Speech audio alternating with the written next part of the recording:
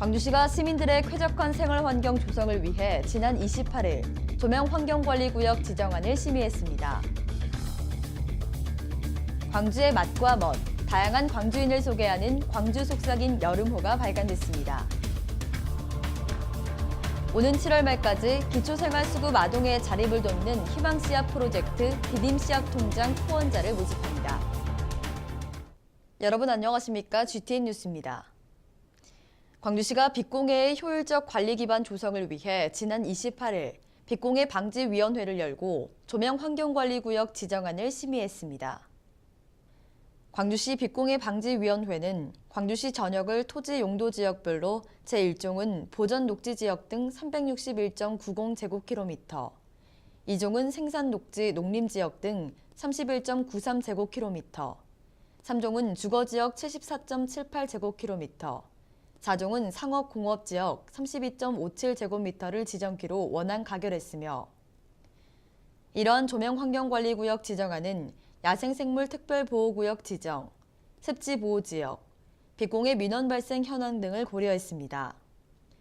앞으로 광주시는 이번 빛공해 방지위원회의 심의 결과에 따라 조명환경관리구역 최종안을 수립해 올해 안에 지정 고시하고 내년 1월부터 시행할 예정입니다.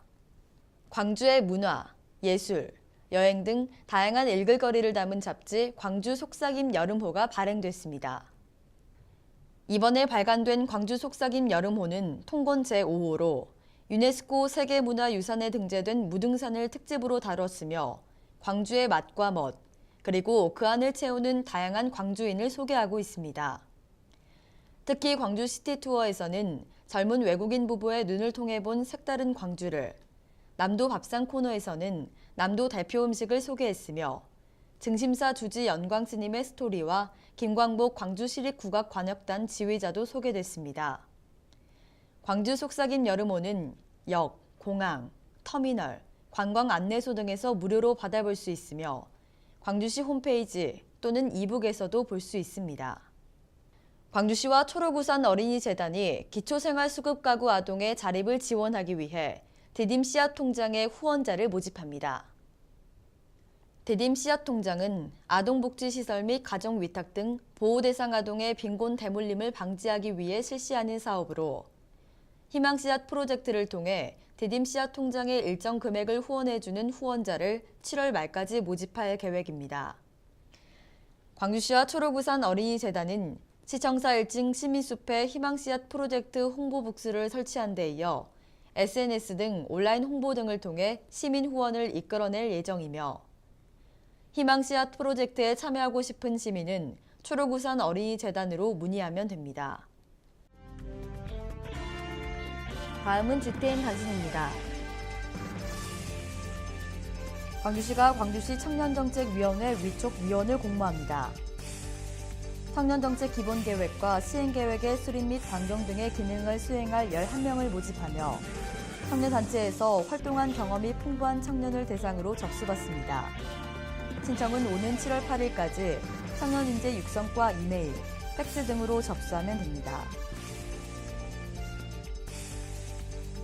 광주시가 새로 설치하는 아동보호 전문기관을 위탁받아 운영할 비영리 법인을 공모합니다. 아동보호 전문기관은 관할 지역의 아동학대 신고 접수, 피해 아동의 상담 및 심리치료 등을 담당하게 되며 3년 이상 아동복지 분야 사업 수행 실적이 있는 비영리 법인은 신청 가능합니다. 신청은 오는 7월 8일까지 광주시 여성청소년 가족정책관실로 전화 접수하면 됩니다.